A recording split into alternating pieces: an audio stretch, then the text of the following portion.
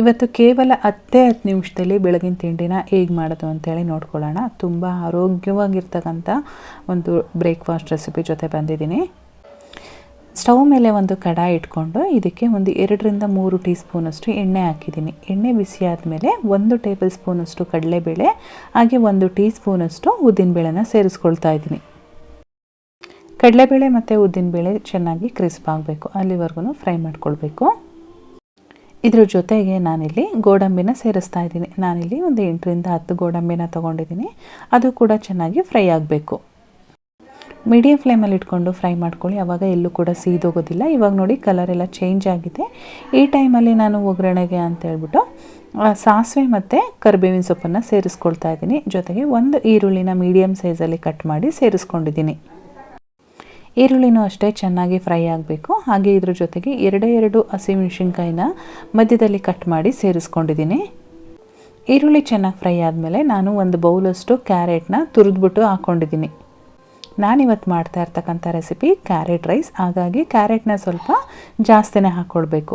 ಹಾಗೆ ರುಚಿಗೆ ತಕ್ಕಷ್ಟು ಉಪ್ಪನ್ನು ಕೂಡ ಸೇರಿಸ್ಕೊಂಡು ಮಿಕ್ಸ್ ಮಾಡಿಕೊಂಡು ಫ್ರೈ ಮಾಡ್ತಾಯಿದ್ದೀನಿ. ಉಪ್ಪು ಹಾಕೋದ್ರಿಂದ ಬೇಗನೆ ಬೇಯುತ್ತೆ ಮತ್ತು ಉಪ್ಪು ಕೂಡ ಚೆನ್ನಾಗಿ ಇಟ್ಕೊಳ್ಳುತ್ತೆ.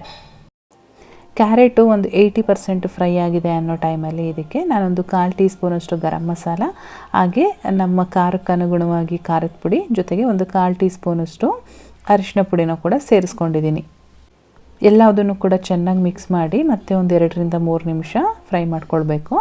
ನಂತರ ನಾನಿಲ್ಲಿ ಈಗ ಮೊದಲೇ ಅನ್ನನ ರೆಡಿ ಮಾಡಿ ಇಟ್ಕೊಂಡಿದ್ದೆ. ಉದ್ರಾಗಿ ಮಾಡಿಕೊಂಡ್ರೆ ಚೆನ್ನಾಗಿ ಬರುತ್ತೆ. ಆ ಅನ್ನನ ಇದರೊಳಗಡೆ ಸೇರಿಸ್ಕೊಳ್ತಾ ಇದ್ದೀನಿ.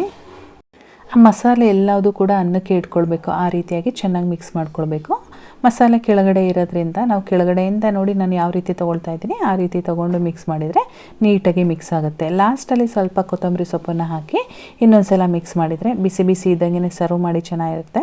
ಅದೇ ರೀತಿ ಲಂಚ್ ಬಾಕ್ಸ್ಗೂ ಕೂಡ ತುಂಬಾ ಚೆನ್ನಾಗಿರುತ್ತೆ. ತುಂಬಾ ವಿಭಿನ್ನವಾಗಿರ್ತಕ್ಕಂಥ ಒಂದು ರುಚಿ ಅಂತಲೇ ಹೇಳ್ಬೋದು. ತುಂಬಾ ಟೇಸ್ಟಿಯಾಗಿರುತ್ತೆ ಮತ್ತು ಕ್ವಿಕ್ಕಾಗಿ ಆಗೋಗುತ್ತೆ.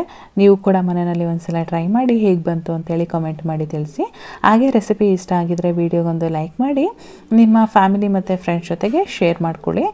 ಇನ್ನು ಚಾನಲ್ಗೆ ಸಬ್ಸ್ಕ್ರೈಬ್ ಮಾಡ್ಕೊಂಡಿಲ್ಲ ಅಂತ ಅಂದರೆ ಈ ಕೂಡಲೇ ಸಬ್ಸ್ಕ್ರೈಬ್ ಮಾಡ್ಕೊಳ್ಳಿ. Thank you for watching.